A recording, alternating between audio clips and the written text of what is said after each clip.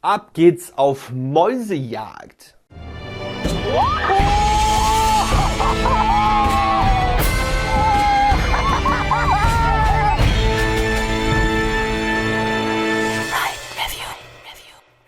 Mahlzeit, herzlich willkommen beim Ride Review Videomagazin und meinem Review zu Maus au Chocolat im Phantasialand. Ja, im Brühler Phantasialand öffnete im Jahre 2011 der interaktive 3D Dark Ride Maus au Chocolat am neuen Kaiserplatz. Ja, und mit dem Beginn des Baus vom Kaiserplatz fingen ja die großen, gravierenden Umbauarbeiten im Phantasialand an, meiner Meinung nach. So, das war wirklich so, das waren die einschneidendsten Momente. Da hat es angefangen mit diesem riesen Umbruch und der Umstrukturierung des Parks, die immer weiter voranschreitet und mir bis jetzt sehr gut gefällt. Aber das ist ein anderes Thema. Im Hintergrund seht ihr, glaube ich, auch das ein oder andere Baustellenfoto, was ich gemacht habe.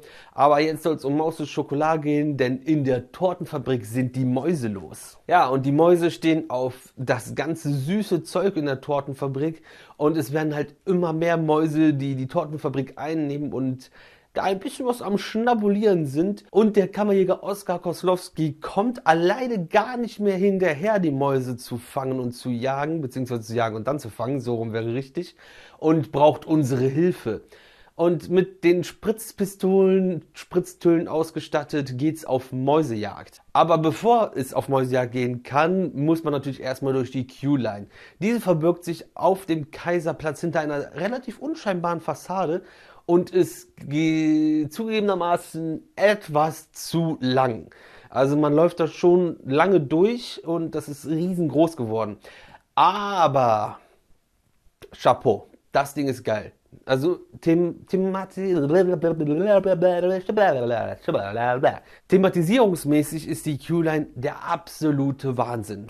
Es ist einfach von vorne bis hinten durchdacht, richtig geil gestaltet und auch die Queueline ist hier schon eine Attraktion für sich, nur dass nicht wie bei der Lost Temple nach der Queueline nichts mehr kommt, sondern danach kommt noch ein richtig guter Ride. Mir gefällt die Queueline wirklich richtig gut. Das ist echt nice geworden und es gibt so viele Kleinigkeiten zu entdecken und zu sehen. Das finde ich auf jeden Fall sehr nice. Was ich nicht so nice finde, jedes Mal in dem Raum, wo die Rezepte an der Wand hängen, hängen da irgendwelche Muttis mit ihren Handys oder Digicams und fotografieren die Rezepte ab und werden sie in ihrem Leben niemals selber nachbacken. Egal. Wenn wir also dann irgendwann mal fertig sind mit dieser Queueline, geht's in die Station, wo man oben drum nochmal ein Stück Wartebereich hat. Das Schild Vorsicht Stufe sollte man übrigens nicht rechts an die Wand machen, sondern vielleicht nach vorne in Laufrichtung, wo auch die Stufe dann kommt. Ist mir schon beim ersten Mal aufgefallen, aber scheinbar ist noch nichts passiert. Dann geht es die Treppe runter. Zwischendrin hat man immer noch Filme, die einen introducen, was gleich passiert und wie das Ganze abläuft. Und dort bekommt man dann seine 3D-Brille und wird eingeteilt in eine der Reihen, um in dem 3 waggonstarken Zug Platz zu nehmen. Also wie gesagt, ein Zug hat 3 Wagen, je Wagen sind 4 Sitzplätze, das macht 12 Personen pro Zug. Bei 9 Zügen, die bei Maus au Chocolat gleichzeitig eingesetzt werden, können also bis zu 108 Personen gleichzeitig auf Mäusejagd gehen. Und das Ganze ist auf einer Strecke von 160 Metern und die Fahrt dauert circa 7 Minuten. Und das Ganze macht dann eine Kapazität von 925 Personen pro Stunde. Übrigens nochmal etwas zu den Zügen. Die beiden ersten Wagen haben einen Antriebsmotor und der dritte Wagen wird einfach nur hinterhergezogen. Ja, und die Fahrt führt durch 8 Szenen, wobei die 8. Szene der Punktestand ist. Also haben wir 7 Shooter-Szenen und zwischen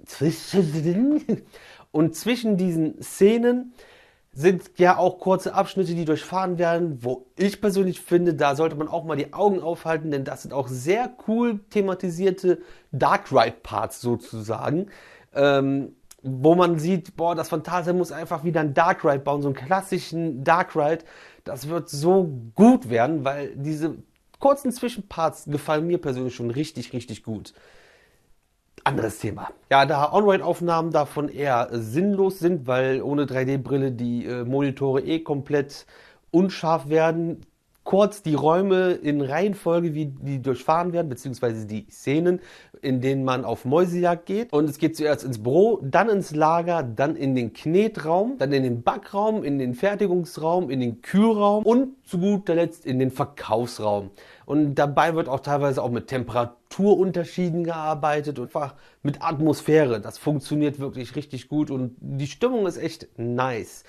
Teilweise geht einem natürlich dieses Mäusegequieke auf den Sack, aber das gehört ja auch dazu eigentlich. Das Ganze wurde übrigens gebaut von EFT Rights in Zusammenarbeit mit Alterface und ist, finde ich, das absolut perfekte gesamte Familienabenteuer. Da können alle zusammen mitfahren und Spaß haben.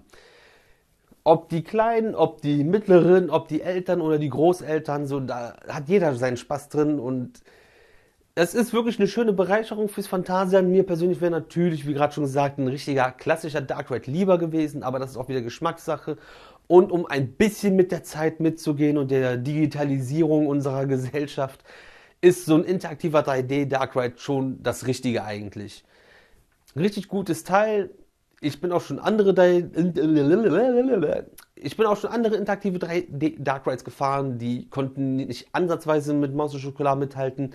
Ich muss aber auch sagen, dass dieses Zupfen an der Schnur zum Schießen manchmal etwas anstrengend oder nervig werden kann. Mit anderen Shootern, wo man nur am Abdrücken ist, macht das dann schon ein bisschen mehr Spaß. Aber sonst richtig nice.